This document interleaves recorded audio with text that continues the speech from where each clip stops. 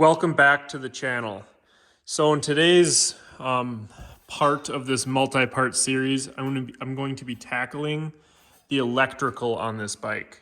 So if you remember from part one, the previous owner had put this like super chintzy looking tin battery box with like a Velcro strap for over the battery. Who knows? I don't know what this guy was thinking.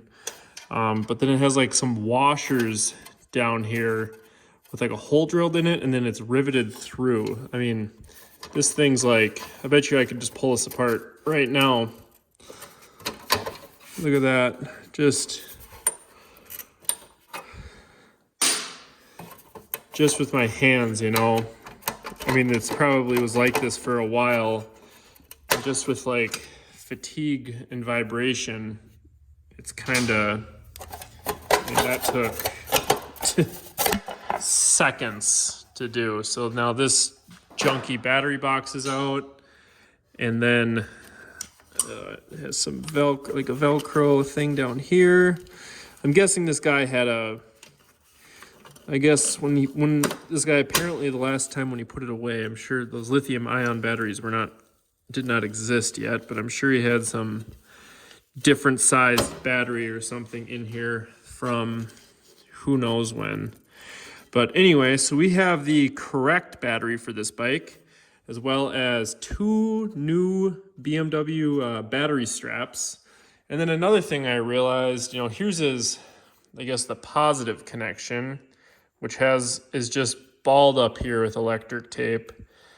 It's kind of like a thick electric tape. I'm not sure exactly what that is. I'm doing this one-handed, but anyway, you wouldn't want this grounding out anywhere. That eyelet is pretty much like the worst ever.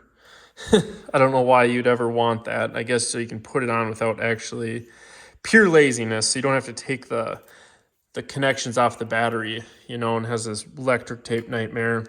And then I also noticed, so here's his ground, same thing, you know, so that's the ground over here.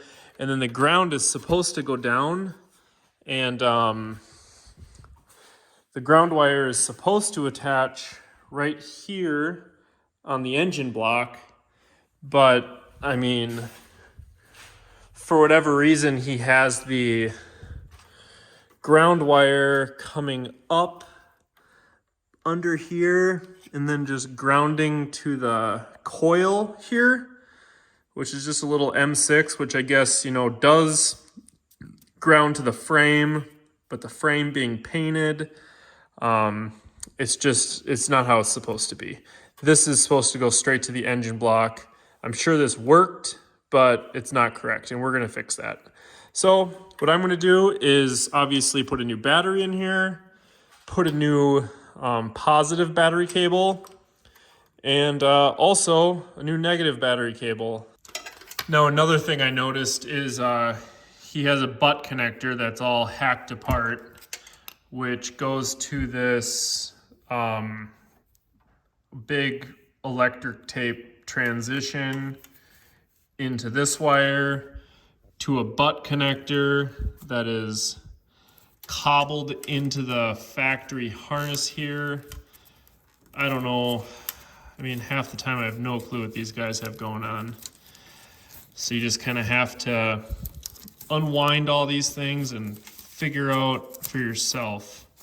I mean, take this off. I can only imagine that this guy knew what he had. I mean, so that's just electric taped even more into this harness here, up to here. Who knows? But we're gonna get all this stuff taken out, and the harness is probably gonna end up being just repaired, you know, or replaced, depending on how bad it is. But I'm thinking this piece right here, this wire, I can just take out. Let's take this electric tape off. Again, I'm doing this one-handed, so kind of bear with me here. Ooh, yeah, look at that. That's a nice butt splice connection there. Looks like he crimped this with a vice grip maybe on one side over here. Oops, let's get that. So yeah, he definitely crimped that with a vice grip. I could probably just pull this right off. Anyway, yeah, it's kind of pretty much a hack job. Welcome back. So we have now fixed the positive cable right here that goes up to the starter, as well as fixed the kind of electric tape mess that we had going on before, and rerouted the negative cable. The previous owner had it grounded out here on the coil. I understand the logic of him thinking that if you ground it to the coil, it's gonna, I don't know, like increase your spark or something. But the correct place to ground this to is that bolt right there. So we have a new cable that I made with high quality copper stranded cable. And then obviously the ends are nice heat shrinked with high quality ends. Same thing with our positive cable over there. We have also got brand new switches here. The old switches were broke. Then there's a big ball of wire nuts here. The previous owner had put some sort of ape hanger style handlebars, I think going for like a chopper bobber style look, and ended up having to like lengthen the wires here. So to do that, he just cut them, put in some like house wire, something from the hardware store or whatever, and then used just wire nuts to lengthen his wires. Probably why the switches didn't work very well, but yeah, so now we have properly functioning switches, and I also have installed the front turn signals, headlight, and also our battery over here. Like before, we had that really junky battery box. So I have the proper BMW straps with the proper BMW battery. Everything in here is proper like it should have been. So if we push our key down here, we have a headlight and our turn signals here. So you can see back here, got a right turn signal, all perfectly functioning as it should. And then our left turn signal, again, functioning as it should. And also, the most important thing is our bike cranks.